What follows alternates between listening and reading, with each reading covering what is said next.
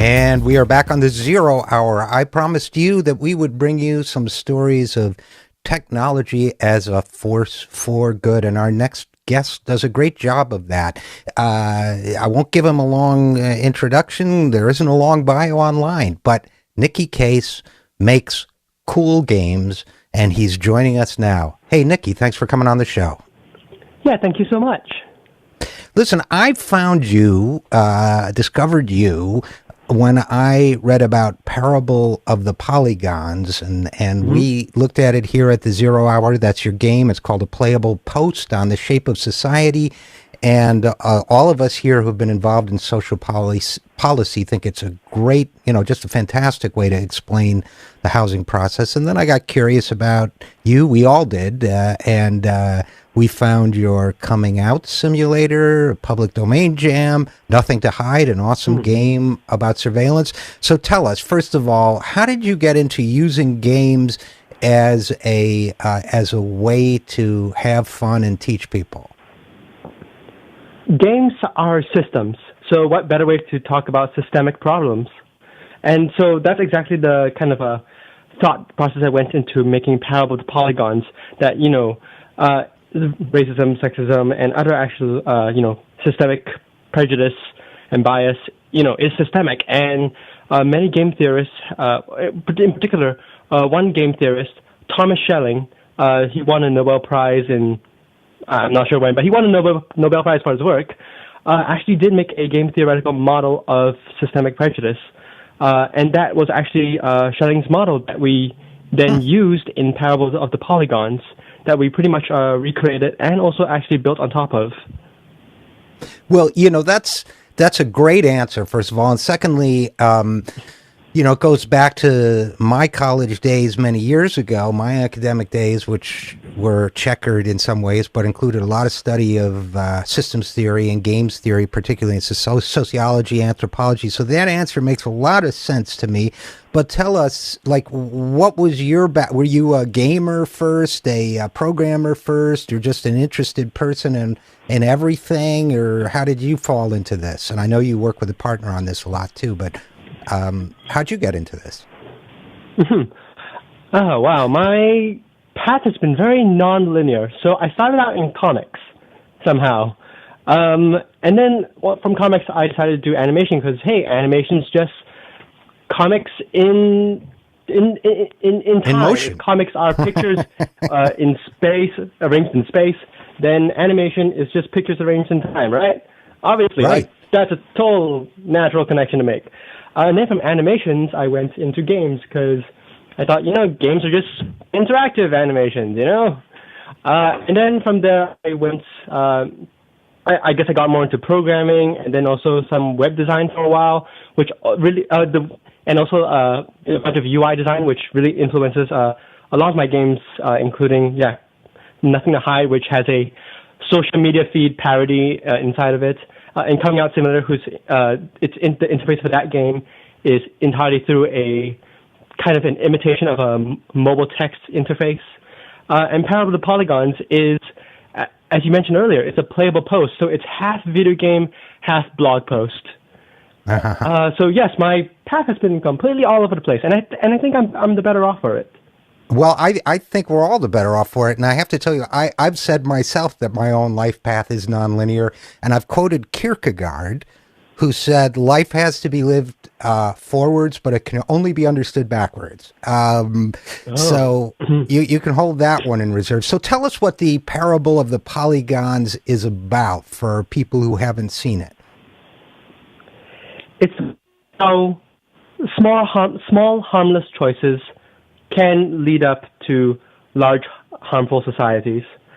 In particular, it shows Schelling's model, which shows how these individual agents, or agents in game theory, or in this Parable of the Polygons, it has a society of little cute shaped people.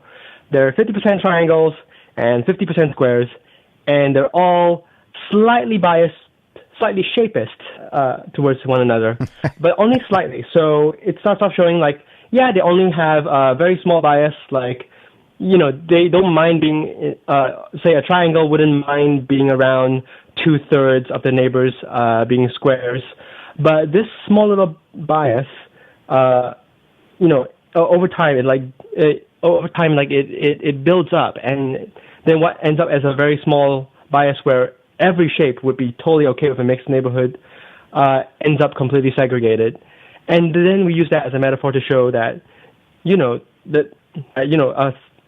a very small individual bias can become a very large institutional bias, and then we show how to reverse that. Well, and this is, and I want to get to the reversing in a second. We're talking with for lack of a better word, programmer designer Nicky Cates about Parable of the Polygons. Economic studies, as you know, show that segregated neighborhoods, for example, lead to enormous economic disadvantage for minorities and so on. And what I loved about this playable post was that it showed how, for example, there are a lot of people out there who think, well, particularly, let's say, white males, who might say, I'm a good guy. I've got nothing against minorities. I'm happy if they move into my neighborhood. Sure, yeah, I might be slightly more comfortable if somebody who shared my background lived next door, but, it's cool with me either way. I don't see what the problem is. Well, this game, to me, correct me if you think I'm wrong, that kind of shows you what the problem was, which is even these minute leanings or indicators can lead to an unjust and unequal and segregated society. And I don't know. What do you think of that? Yeah, that's totally correct, and actually a really great way of putting it. Okay, well, good. I'm glad I passed the first milestone here. And we're talking with Nicky Cates, who is a designer and game person and just generally cool person, if I may say so. I've already made that judgment. Thank you so much. You bet. And now you have another game that is the Coming Out Simulator. Tell us, if you're comfortable, tell us about that. Sure, no problem. So Coming Out Simulator is a half-true interactive story about half-truths. And in this game, you play as me, you play as me from 4 years ago, semi-fictionalized version of me, half true. Semi-fictionalized version of me coming out to my Asian parents as bisexual. And as you can tell by the fact that I had to make a game about it, that it didn't go quite so smoothly. So, yes, that's pretty much Coming Out Simulator in a nutshell. And what do you hope to do? Maybe smooth out the bumps for somebody else who's going to go through the same experience? I'm not really quite sure of my motives when I started making this, but when I made Coming Out Simulator, to be honest, because I just made it for a 2-week game jam, because it was just some idea that was like just some story that I really wanted to get out there, and I can't really I don't really know why I felt compelled to share that story with so many people. Well, you don't have to. I mean, and that's the other point, that not everything we create is functional. I mean, we create because we create, I mean, it's art, and there it is.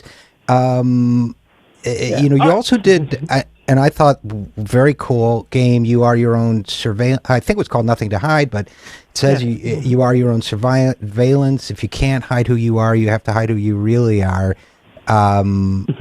How's that going, and what was that about? Yeah, so that was obviously inspired by the Snowden revelations last year summer. And so I thought, so the Nothing Hides game mechanics are basically, just for your listeners, I have you move around these cameras, and have you move around these cameras, and so you act as your own surveillance, as kind of a metaphor for, how we are acting as our own surveillance today through social media, and I'm talking to you through this phone that we all have a little device in our pockets that has 2 microphones and a camera. And about it. And a geographical positioning device that tracks our location. Don't forget that. Oh, yes. Totally. Yep. Don't forget that. So that's freaky to think about. So my solution to that is to not think about it. Okay. Actually, no. It's something we should definitely think a lot about more. And I hope that Nothing to Hide can get I really want. Well, look, let me just jump in for a second, Nicky, and say that, I think a Sure. lot of people, their first reaction is, well, it's something I don't think about, because I like talking to my friends on Facebook. I like calling for a car on Uber. I like, whatever it might be. But the fact is, if we don't think about it, there are a lot of people who are thinking about it. There are people thinking about it in corporations. There are people thinking about it in the defense and the national security industry. And I kind of think that was your point, right?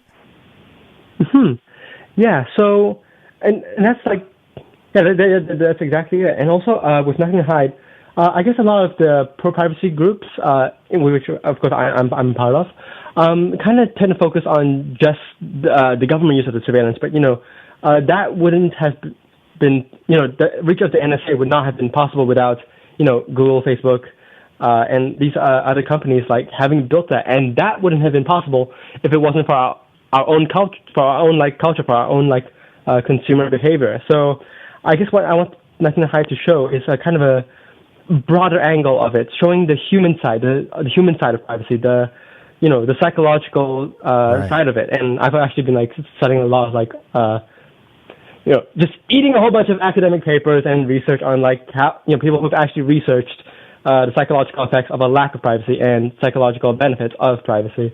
And that I hope I can convey through Nothing to Hide. Through the game. To show that it's not just, the government, but it's pretty much our entire culture has allowed this. This is kind of all of our fault.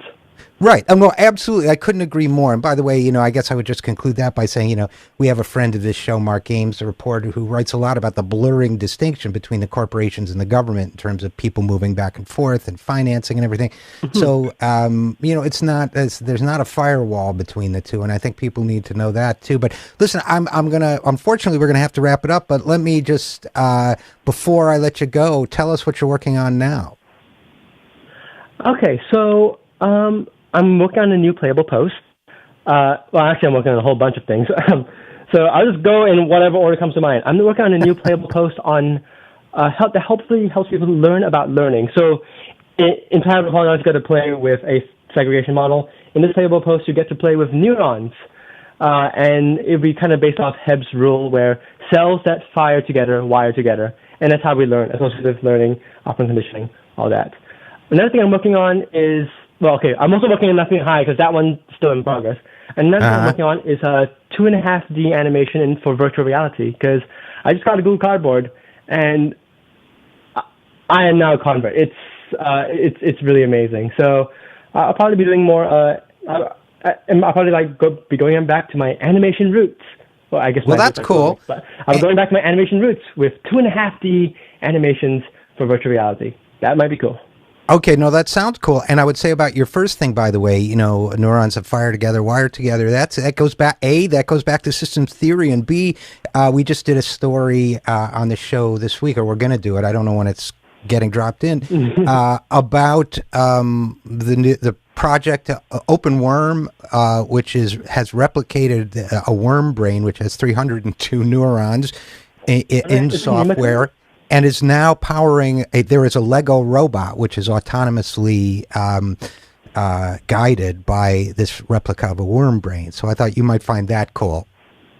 Yeah, that's really cool. One of my friends, David Dalrymple, is working on it's called Nematode, where he's replicating a nematode brain in AI.